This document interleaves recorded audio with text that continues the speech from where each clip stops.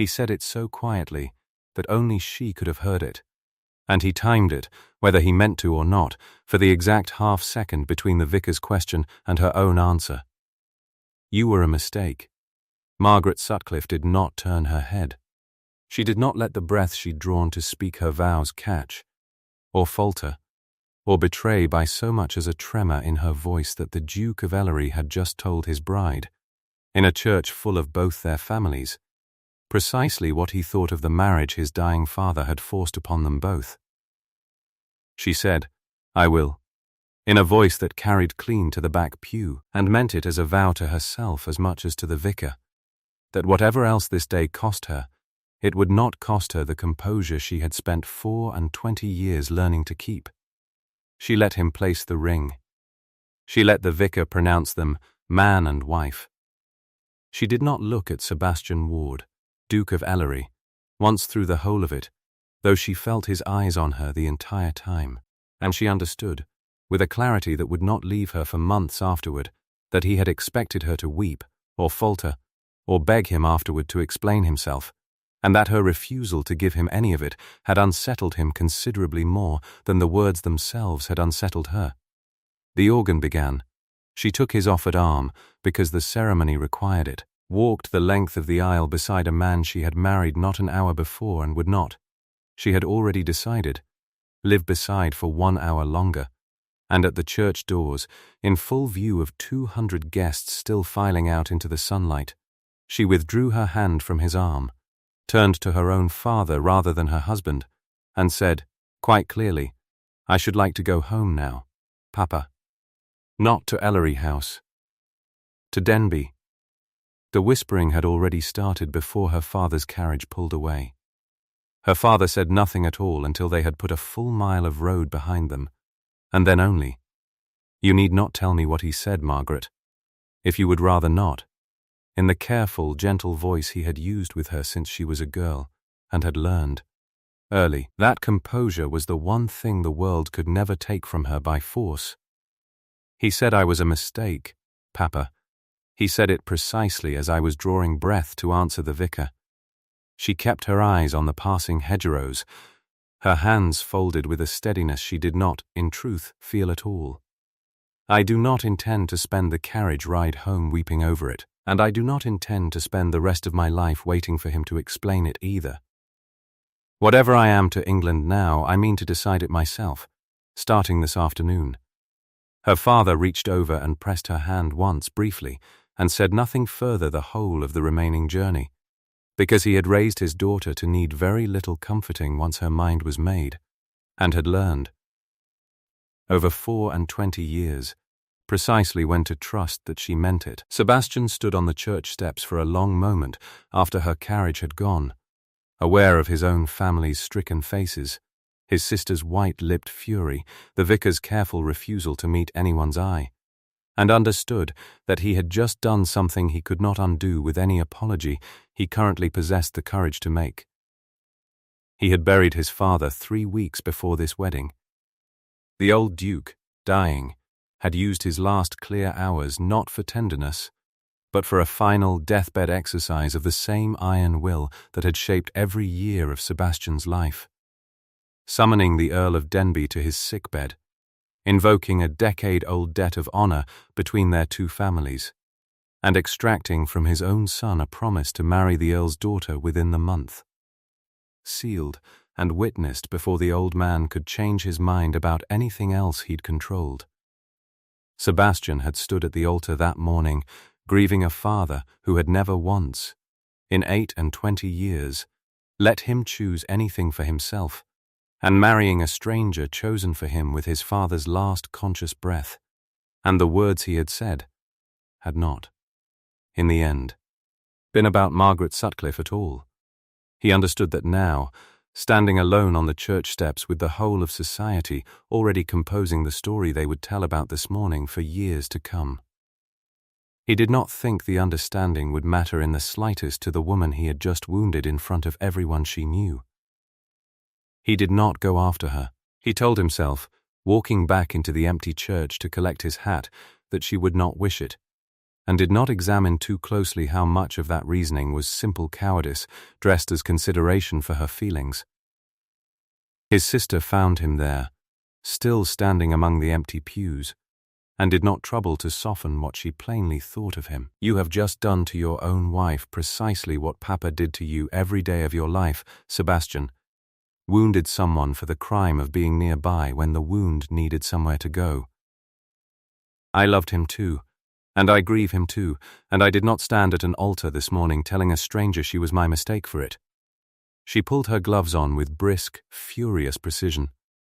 "I do not know how you mean to live with what you've done. I only know that watching you decide not to chase after her just now was the first wise thing I have seen you do all day, because she deserves considerably better than an apology delivered before you've earned the right to give one." He stood alone in the church a long while after she'd gone, turning that over, and found it was the first thing anyone had said to him all day that he did not have the smallest defense against. She did not return to Ellery House that week, or the next, or at all. Her father's solicitor called on the Duke's man of business within the fortnight to confirm what the marriage settlement had already made plain: a jointure of £3,000 a year, a dower property at Ashcombe Green that had come to her independent of any requirement to reside with her husband, and no legal mechanism by which a duke, however wealthy or however sorry, could compel a wife to share his roof if she preferred not to. "She means to live entirely apart from you, Your Grace," the solicitor said, with the particular discomfort of a man delivering news he privately thought well deserved. "Ashcombe Green is modest but perfectly respectable. I am given to understand Her Grace intends to occupy it directly. Then see that it is made ready," Sebastian said, "and see that nothing in the settlement that is rightfully hers is delayed or diminished by so much as a shilling," and did not trust himself to say anything further, because the alternative was admitting, aloud, to his own solicitor, exactly how much he deserved every part of what was happening to him. The talk of England, in the months that followed, was not the Duke of Ellery's cruelty. It was his Duchess's composure. Margaret opened a small charity school for orphaned girls in the village near Ashcombe Green within her first season of independence, funded from her own settlement, and managed with the same unshaken poise she had shown at the altar. She hosted no balls, courted no scandal, made no public complaint of her husband whatsoever, and precisely because she offered society nothing to feed on. Society invented its own account of her, the Duchess who had walked out of her own wedding with her head high and never once looked back, building a life so entirely without him that London began, within a year, to speak of her with something closer to awe than pity. It was Aubrey Croft, publisher of the Beaumont Register, who first gave the story its lasting shape in print. 3 columns in as many months, each one titled some variation of the Ice Duke A.N.D. his runaway Duchess, each one selling considerably better than his usual fare of minor engagements and dressmakers' gossip. Croft had built a career on scandal that refused to resolve itself, and he had found, in the estranged Duke and Duchess of Ellery, the single most profitable ongoing story of his professional life. He did not intend to let either of them settle the matter quietly if there was a single column left to be written about it.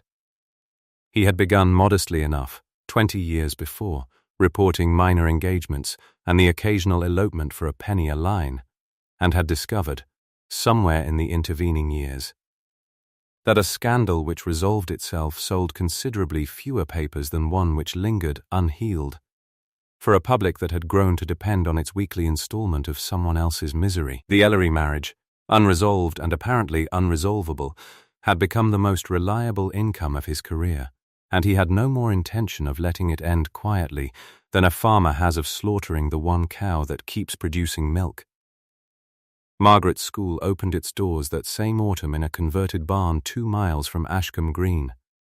11 girls in its first term, all of them orphaned by the same fever that had swept the county the previous winter, and she taught the first lessons herself before she could afford a proper mistress. her own hands chalked with sums beside the daughters of tenant farmers who had never before been offered anything beyond the workhouse or a stranger's uncertain charity. "You might simply live quietly on your settlement, Your Grace," her father's own steward observed once, not unkindly, when she asked his advice on drainage for the barn's leaking roof. "No one would think the less of you for taking your ease after what was done to you." "I have no interest in taking my ease, Mr. Barrow. I have an interest in being something other than the woman a duke called a mistake at his own altar, and I find teaching sums to 11 frightened girls considerably more useful to that purpose than sitting in a drawing-room waiting for society to decide what to make of me instead." She said it without bitterness, only the plain, settled certainty of a woman who had already decided the shape of her own life, and did not intend to let anyone else's cruelty dictate it. Within 2 years the school had grown to 30 girls, and a proper mistress of its own, and the Duchess of Ellery's charity had become, in every drawing-room that mattered, considerably more interesting gossip than her husband's cruelty ever had been. Sebastian wrote to her every month for a year, and received no answer to any of it. He did not write apologies, in the end, though the first 3 letters had been exactly that, torn up before they were sent, because even his own eye could see how hollow they sounded. He wrote, instead, about the estate, about a drainage scheme he'd finally undertaken for the tenant farms his father had let go to ruin for the sake of appearances, about a school he'd quietly begun funding 2 villages over because he'd heard, through channels he was not proud of using, that his wife had opened one of her own, and he had wanted, in some inarticulate way, to be doing something of the same kind rather than simply asking her forgiveness from a distance. He signed each letter only Ellery, and sent them without any expectation that she would read past the direction on the envelope, and kept writing anyway, because it was, he had discovered, the only penance available to a man his wife would not permit within 100 miles of her actual company. The 14th letter, unlike the 13 before it, was not returned unopened. Margaret set it, instead, in a small wooden box on her writing desk, seal unbroken, where it remained for 3 months beside 12 others exactly like it. Not read, not discarded, simply kept, the way one keeps a question one is not yet ready to answer. Her maid, Susan, who had followed her from Denby and asked no questions she was not invited to ask, found her one evening turning the box over in her hands without opening it. "You might burn them, ma'am, if they trouble you so." "I have thought of it," Margaret admitted. "I have also thought of reading every one of them at once, and I find I have not yet decided which impulse frightens me more, that they might contain nothing worth the paper, or that they might contain considerably more than I am prepared to forgive him for making me want to read." She set the box back on the desk, unopened still, and did not raise the subject again for a fortnight, though she found, increasingly, that some part of her counted the days between one letter's arrival and the next with an attention she was not yet willing to name. Sebastian, for his part, spent that first year learning a great many things his father had never troubled to teach him. How to walk a tenant's flooded field in his own boots rather than send a steward to report on it. How to sit through a magistrate's tedious afternoon without once reminding the room of his rank. How to write a letter that asked nothing of its recipient at all. His aunt, visiting Ellery that winter and finding the house considerably quieter and considerably better run than she remembered it, remarked that grief and shame appeared to suit him rather better than his father's old certainties ever had. "I do not feel improved, Aunt. I feel as though I am serving a sentence I have not yet finished earning the right to call served." "That," she said, pouring her own tea without waiting to be asked, "is very possibly the first sign that you are improving at all, Sebastian. Your father never once in his life felt he had a sentence left to serve, and look what that certainty made of him." She left the observation to settle and did not press him further, because she had learned, watching 3 generations of Ellery men bury their softness under their rank, that the ones who noticed the burying at all were generally the only ones capable of digging themselves back out. They were forced into the same room for the first time in 14 months, at Lady Denby's own funeral, Margaret's mother having died that spring, and Sebastian came because propriety demanded a husband's presence regardless of the marriage's condition, and stayed afterward, in the churchyard, because he found he could not make himself leave without saying at least one true thing to her. "I am sorry for your mother," he said, "and I am sorry that the last time you saw me in a church, I gave you every reason to dread seeing me in one again. You buried your own father 3 weeks before our wedding, Your Grace." Margaret did not look away from her mother's fresh grave as she said it. "I have had 14 months to consider what a man says at an altar when he is grieving something he was never permitted to grieve properly, and no time at all in which anyone troubled to tell me the truth of it until this moment. Would it have changed anything, that morning, to know it wasn't truly about you?" "No," she said, "because you did not say it to spare either of us. You said it because you were drowning and I happened to be standing close enough to grab." She turned to face him fully for the first time since the wedding, and something in her voice cracked, just slightly, the first crack either of them had allowed the other to see. "I have built an entire life proving I was not the mistake you called me. I find I resent rather bitterly that it took your explaining yourself for me to feel it was permitted to matter that you were drowning too. I do not ask you to forgive it."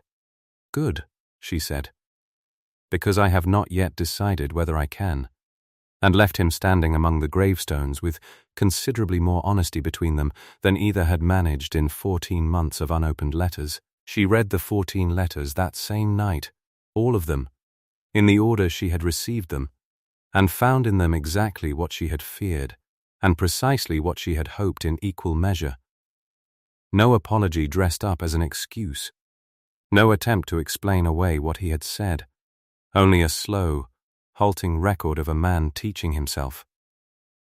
One drainage ditch, and one anonymous kindness at a time, how to become someone worth the forgiveness he had not once asked her for outright. She did not answer any of them that night. She read the last one twice, folded it back into its box, and sat a long while in the dark before she allowed herself to admit that she had been waiting, without quite naming the waiting, for exactly this kind of proof. Aubrey Croft's third column of that autumn ran under the headline "The Duchess's Charity," or "Her Husband's Guilt Money," suggesting, with just enough plausible detail to be believed, that the anonymous benefactor quietly funding half of Margaret's school these past 6 months was none other than the Duke himself, buying his wife's public reputation to salve his own conscience while continuing to keep a mistress in town. Neither the funding nor the mistress was quite true. But the column arrived on the very morning Margaret had finally decided to answer one of Sebastian's letters, and she read it twice before setting down her pen entirely, understanding that whatever she wrote next would now be read by the whole of England as either a wronged woman's continued defiance or a fool's capitulation to a guilty man's money, and that Croft had made quite certain there was no version of the truth left for her to tell without an audience already deciding what it meant. She learned the whole truth of the funding herself 3 weeks later from her own school's modest accounts. A quarterly sum, unattributed, routed through a solicitor she recognized, upon inquiry, as the very man who managed Ellery's own estate. 6 months of silent, unclaimed generosity, given without a single letter announcing it, without a single condition attached, without so much as a request that she know where it came from at all. She sat with the ledger open before her for a long while and felt the whole shape of the last 14 months rearrange itself entirely. "I believed I was building a life to prove myself against his cruelty," she thought. "I understand now that he has spent the same 14 months quietly trying to deserve the life I was building, and never once asked me to notice." Her school's mistress, Mrs. Aldecott, found her still sitting with the ledger long after the girls had gone home for the evening. "Bad news, Your Grace?" "No," Margaret said slowly. "I believe it may be rather the opposite of bad news, Mrs. Aldecott, and I find that considerably harder to know what to do with." She closed the ledger and did not explain further, because she had not yet decided herself what she meant to do with the knowledge that the man who had wounded her so publicly had spent over a year trying, quietly and without credit, to become someone who never would again. She went to Ellery House herself that same week, unannounced, and found him in his own study at an hour when any sensible man would have been asleep, a stack of estate correspondence before him, and an untouched glass of brandy at his elbow. "You have been paying for half my school since the spring," she said, without preamble, "and you let a scandal sheet expose it before you ever thought to tell me yourself." "I did not want you to think it a payment for anything," Sebastian said, rising. "Not for your silence, not for your forgiveness. I wanted, for once in my life, to do a kind thing without attaching a single condition to it. The way my father never once managed to do for anyone in his life, including me." He came around the desk, close enough now that neither of them stepped back, close enough that she could see, in the candlelight, precisely how little sleep 14 months of guilt had left him. "I do not ask you to forgive what I said at the altar. I only wanted you to know that the man who said it has spent every month since trying to become someone who never would again." The space between them had gone to almost nothing, his hand rising, unthinking, toward her face, and a servant's knock at the door, urgent, broke the moment before either of them had decided what to do with it. Both of them left breathless and furious at the world's timing, aching with a nearness neither had permitted themselves to want this badly. She made her choice publicly, 3 weeks later, at the Denbys' own harvest ball, the first event either of them had attended together since the wedding, arranged deliberately by Margaret's own request, so that whatever society made of it, it would be made in the open, rather than in Croft's columns. "You needn't do this for my sake," Sebastian said, offering his arm at the ballroom door with considerably more uncertainty than a duke was generally permitted to show. "I am not doing it for your sake, Your Grace. I am doing it because I have spent 14 months proving I do not need you, and I find I am finally ready to admit that not needing a thing and not wanting it are entirely different arithmetic." She took his arm, and the room, exactly as it had at the church door 14 months before, fell into the particular silence that precedes a scandal, except this time she did not walk away from it. "Ask me to dance, Sebastian. Let all of England watch us decide this properly, in the light, rather than let one man's newspaper decide it for us in the dark." Croft's final column ran 2 days later, and it was, of every cruelty he had printed in 14 months, the one calculated to do the most damage. The altar words themselves, verbatim, purchased from a bribed footman who had stood near enough to hear them, printed beside a florid account of the Duchess's supposed public forgiveness as either pathetic weakness or calculated ambition, depending on which half of the column one chose to believe.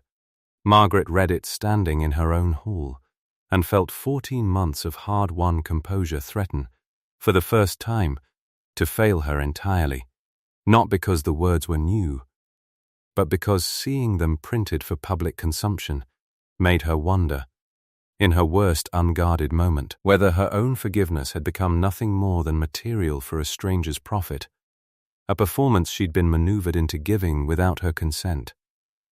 She went to Croft herself the following morning, without her husband, without a chaperone, and without the slightest intention of being managed by him a moment longer. "You will print a retraction," she said, before he had risen fully from his chair, stating plainly that the words were obtained by bribing a servant in my own household, and that the account of my supposed calculation was invention dressed as observation.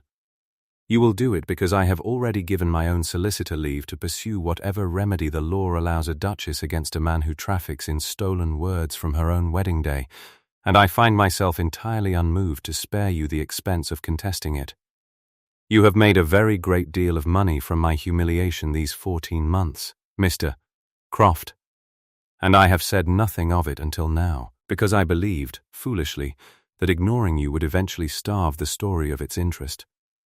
I understand now that a story like the one you have built does not starve.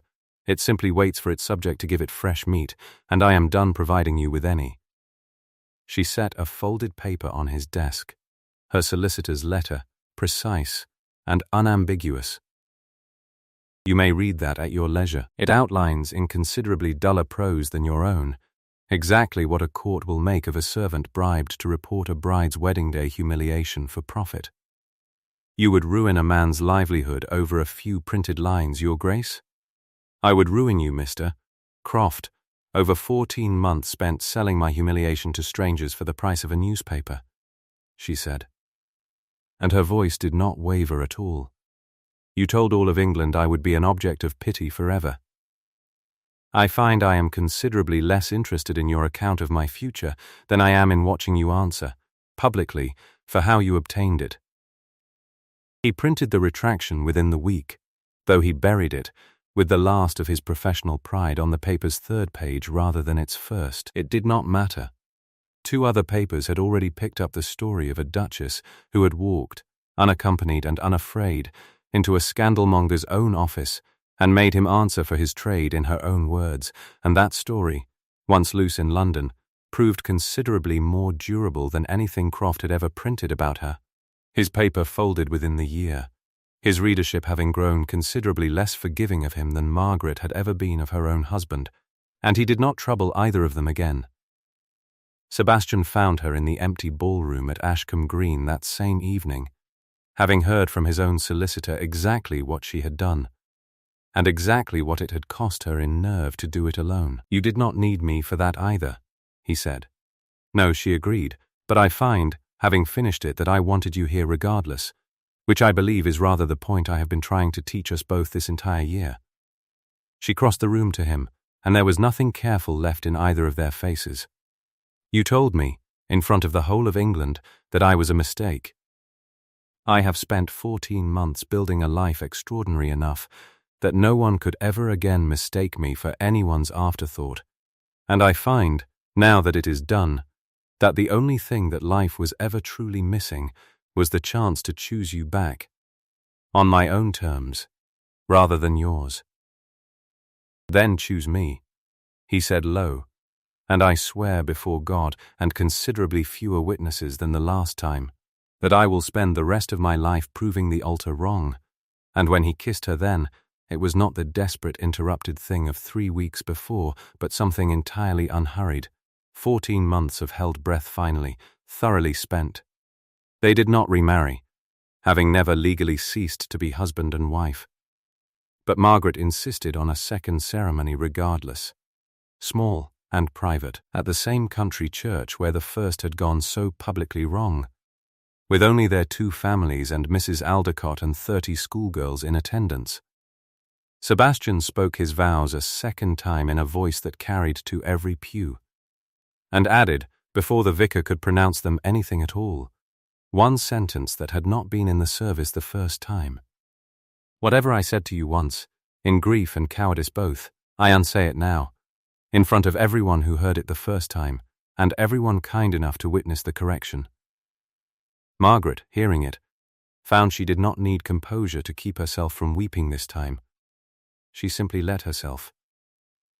A year later, in the small drawing-room at Ashcombe Green that had become, by mutual and considered choice, the true seat of their marriage rather than the grander house Sebastian's father had built, Margaret kept a wooden box on her writing desk still, though its contents had changed entirely. 14 letters, all of them read now, all of them answered, tied together with a ribbon rather than left sealed and waiting. The school's accounts came back balanced again this quarter, she said, as Sebastian settled beside her with their infant daughter finally, reluctantly, asleep against his shoulder. Every shilling accounted for, and not one of them a secret any longer.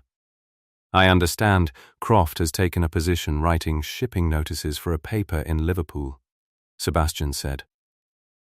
I find I am not moved to pity him the demotion. Nor I.